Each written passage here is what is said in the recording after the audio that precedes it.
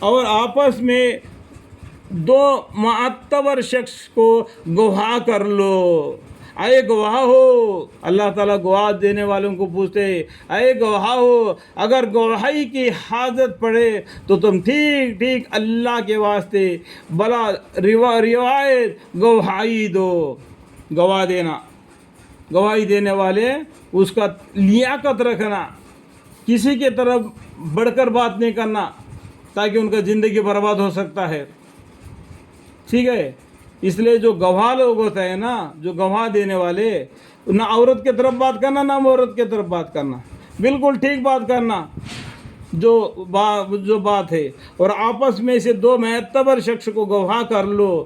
اور اے گواہ ہو، اگر کوئی کی حاجت پڑے، یعنی گواہی دینے کی حاجت پڑے تو ٹھیک ٹھیک اللہ کے واسطے بلا روایت گواہی دو. اس مضمون سے اس شخص کو نصیحت کی جاتی ہے جو اللہ پر اور یوم قیامت پر یقین رکھتا ہو. ایک اللہ پر ایمان رکھنا، اور قیامت ضرور آئے گی، اس بندر اللہ کے سامنے کھڑا ہو کے ہم کو جواب دینا پڑے گا. اس بات کو جو ڈرتا ہو وہ بالکل ٹھیک طریقے سے گواہی دے. اور جو شخص اللہ سے ڈرتا ہے، اللہ تعالیٰ اس کے لیے معذرتوں سے نجات کی شکل نکال دیتا ہے. دیکھو، اللہ تعالیٰ سے جو آدمی ڈر کر زندگی بندگی کرتا ہے تو اللہ تعالیٰ کیا بولتے ہیں، اور جو شخص اللہ سے ڈرتا ہے اللہ تعالیٰ اس کے لیے معذرتوں سے، یعنی مصیبتوں سے نجات کی شکل نکال دیتا ہے، اور اس کو ایسی جگہ سے رزق پہنچاتا ہے جہاں اس کا گمان بھی نہیں ہوتا. دیکھو، رزق بھی پہنچاتا ہے اللہ سے ڈرنے والوں کو، اور ان کی مشکلات کو دور بھی کر دیتا ہے. تو اللہ سے ڈرنے سے کتنا فائدہ ہے، اور زندگی اور بندگی بھی بن جاتی ہے، اور ان کے جو تکلیف ہے، مصیبت ہے، وہ دور ہو جاتی ہے، اور رزق بھی اللہ تعالیٰ اس کو دیتا ہے. اس کا گمان بھی نہیں ہوتا کہاں سے اس کو رزق ملا. یہ اللہ سے ڈرنے سے ہو جاتا ہے. اور جیسے اللہ پر توکل کرے گا تو اللہ تعالیٰ اس کے اصلاح محلت کے لیے کافی ہے. جو آدمی اللہ کے اوپر بالکل توکل کر دیتا ہے، اور جو شخص اللہ پر توکل کرے گا تو اللہ تعالیٰ اس کے اصلاح محلت کے لیے کافی ہے. اللہ تعالیٰ اپنے کام جس طرح چاہیے پورے کر کے رہتا ہے. اللہ تعالیٰ جو نظام ہے، یعنی جو پہلے لکھ چکا ہے اللہ تعالیٰ لوح محفوظ میں، وہ ہو کر رہے گا. تم چاہے کچھ بھی کرو وہ ہو کر رہے گا. اس بات کو یاد کر کے جو آدمی اللہ سے ڈرتے رہنا، اور جو شخص اللہ پر توکل کرے گا تو اللہ تعالیٰ اس کی اصلاح محلت کے لیے کافی ہے. تو اللہ کی طرف ایک قدم آئے گا، اللہ تعالیٰ تمہارے طرف 4 قدم آئے گا. اللہ تعالیٰ کی طرف تم دوڑتے جائے گا، اس سے زیادہ دوڑتے اللہ تعالیٰ تمہارے طرف آئیں گے. تم اگر انسانوں کے بیچ میں اللہ تعالیٰ کے بڑائی بیان کرو گے، اللہ تعالیٰ تمہارا فرشتوں کے سامنے تمہارے بڑائی بیان کرے گا. یہ حدیث ہے، یہاں پر میں نے مکس کر دیا تاکہ آپ کو اور بھی سمجھے اور سمجھ میں آئے. ٹھیک ہے، یہاں پر یہ آیت نہیں ہے، یہ حدیث کو میں نے مکس کیا ہے یہاں پر. اور جیسے اللہ پر توکل کرے گا تو اللہ تعالیٰ اس کے اصلاح محلت کے لیے کافی ہے. اس لیے میں یہاں پر وہ حدیث کو جمع دیا. اللہ تعالیٰ اپنا کام جس طرح چاہیے پورے کر کے رہتا ہے. قیامت تک کے لیے اس کا کام ہے. اللہ تعالیٰ اپنا کام کو، نظام کو چلا دیتا ہے. اگر ایک آدمی بھی ایمان لایا ہوگا تب بھی یہ دنیا چلتی رہے گی. جب اللہ کی مرضی ہوگی، وہ وقت آئے گا تو قیامت کا آ جائے گا. اللہ تعالیٰ نے ہر شے کا ایک اندازہ اپنے علم میں مقرر کر رکھا ہے. دیکھو، اللہ کے علم میں مقرر ہے کب قیامت آئے گی، تمام توڑ پھوڑ ہو جائے گا. پھر ہر آدمی اللہ کے سامنے کھڑا ہو کے جواب دینے پڑے گا. یہ جو گواہی دیا ہے ان کو بھی، اس عورت کو بھی، اس مرد کو بھی، سب کو بھی اپنا اپنا حساب اللہ کے سامنے دینا پڑے گا۔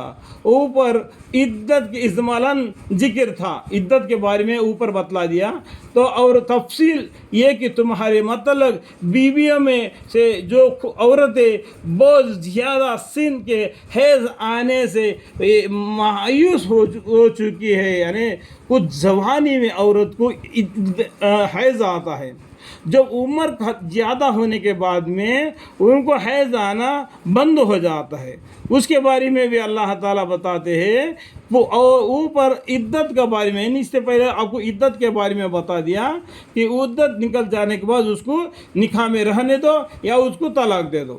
اس کے بعد میں اللہ تعالیٰ یہاں پر کیا فرماتے ہیں، میں دیکھو انگلی دکھا کے بتا رہا ہوں، اوپر عدت کا اجمالاً ذکر تھا اور تفصیل یہ کہ تمہارے مطلق بیویوں میں سے جو عورتیں بہت زیادہ سن کے یعنی زیادہ عمر ہو گیا، بوڑھے ہو گئے، ان کو حیض آنے سے مایوس ہو چکی ہے، حیض نہیں آتا ہے ان کو، اگر تم کو ان کا عدت کا تعین میں شب ہو تو ان کی عدت 3 مہینے ہے۔ اور اس طرح جو عورتوں کو اب تک بہت کم عمر ہی کے حیض نہیں آیا اور حامل عورتوں کو عدت اس کا حمل کا پیدا ہو جانا ہے۔ دیکھو عدت کے بارے میں کیا بتایا اللہ تعالیٰ، تو اس آیت کو میں دوبارہ پڑھ کے آپ کو سنانا چاہتا ہوں۔ اوپر عدت کا اجملاً ذکر تھا اور تفصیل ہے کہ تمہارا مطلب بیویوں میں سے جو عورتیں بہت زیادہ سن کے یعنی بوڑھے ہو گئے، حیض آنے سے مایوس ہو چکی ہے، اگر تم کو ان کی عدت کی تعین میں شب ہو تو ان کو عدت 3 مہینے ہے، بتایا بوڑھے آدمیوں کو، اور جوان آدمیوں کو بھی عدت کا بارے میں بتا دیا 3 مہینے 10 دن، اس کا بھی عدت کا خیال رکھنا۔ اور اس طرح جن عورتوں کو اب تک بہت کم عمر کے یعنی جو اب تک بڑے نہیں ہو گئے، کم عمر کے بچے ہیں، اس کو حیض نہیں آیا، تب بھی یہ لوگ کچھ شادی کرتے چھوٹے چھوٹے بچوں کو بھی، تو ان کے بارے میں بھی، اور حامل عورتوں ان کے بارے میں یہ بتایا اب تک بہت کم عمری کے حیض نہیں آیا، تو ان کے بارے میں تو کوئی عدت ہی نہیں، کیونکہ وہ حیض ہی نہیں آیا تو اس کو عدت کہاں سے رکھیں گے۔ تو اس کے بعد میں جو پیٹ میں جب بچہ رہ گیا اس کے بارے میں بولتے ہیں، اور حمل عورتوں کی عدت اس حمل کا پیدا ہو جانا ہے، جو پیٹ میں جو بچہ رہ گیا اس کو عدت کیا ہے، اس بچہ پیدا ہونے تک اس کا دیکھ بھال اس مرد کو کرنا چاہیے، کیونکہ وہ اس کے نکاح میں ہے اور وہ نطفہ سے اس کا پیٹ میں بچہ ٹھہرا ہے۔ اور کچھ عورتیں پیٹ میں بچہ رہنے کے بعد میں اگر طلاق ہو گیا تو یہ بچہ پیدا ہو گیا تو میرے لیے مشکل ہو جائے گا، یہ ایک بچے والی عورت ہے اس لیے شادی ہونا مشکل ہو جائے گا کر کے بہت سی عورتیں اپنے پیٹ میں بچے کو گرا دیتے ہیں۔ یہ بالکل گناہ ہے، کبیرہ صغیرہ گناہ ہے، کیونکہ اگر اس نے میرے کو پالتا نہیں اور میں ادھر کو دوسرے کا نکاح میں جانا ہے، اگر میرے کو بچہ ہو گیا تو اس کو ننیحال میں رہنا پڑے گا یا دادی کے گھر میں رہنا پڑے گا، اور ان دونوں کا جھگڑا ہو جائے گا، اور تمہارے لیے ایک بچہ والی عورت ہے اس کو کون نکاح کرے گا آج کے زمانے میں، پچھلے زمانے کا بات الگ ہے آج کے زمانے میں۔ تو اس لیے کیا کرتے وہ پیٹ میں رہا ہوا بچے کو وہ گرا دیتی ہے، یہ بالکل کبیرہ گناہ ہے۔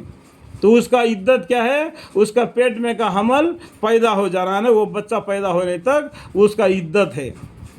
بچہ پیدا ہونے کے بعد میں وہ بچے کا اور اس عورت کا خرچہ دینا جب تک اس بچے کو وہ دودھ دیتی ہے، تیرا بچے کو، یہ بھی تمہارے لیے ہے۔ اور جو شخص اللہ سے ڈرے گا اللہ تعالیٰ اس کے ہر ایک کام میں آسانی کر دے گا۔ اللہ تعالیٰ سے ڈرے گا، اللہ تعالیٰ سے ڈر کر جو زندگی بندگی کرے گا اللہ تعالیٰ اس کو ہر کام میں آسانی کر دے گا، اس کو مشکلوں میں سے باہر نکال دے گا۔ جب وہ بچہ پیدا ہو جانے کے بعد میں کیا پتہ اس بچے کے طرف سے اس کے محبت پیدا ہو جائے اور اس بچے کے طرف سے اس کو عورت کو اپنے نکاح میں لے لے تو اور بھی سمسار آگے بڑھ سکتا ہے۔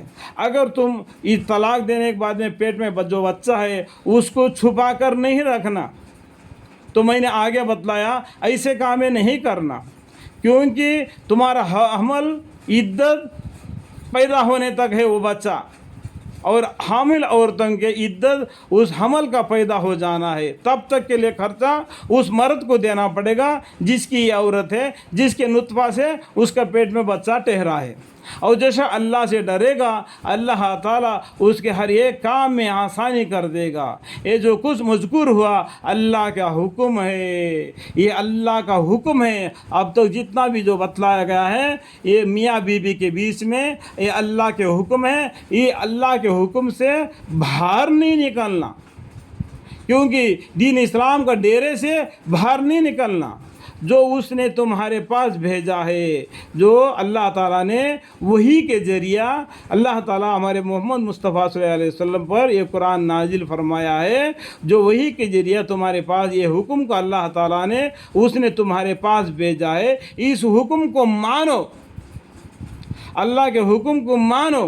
اور جو شخص ان معاملات میں اور دوسرے اموار میں بھی اللہ تعالیٰ سے ڈرے، یعنی نکاح بھی نہیں بلکہ اور بھی جو کامیں ہیں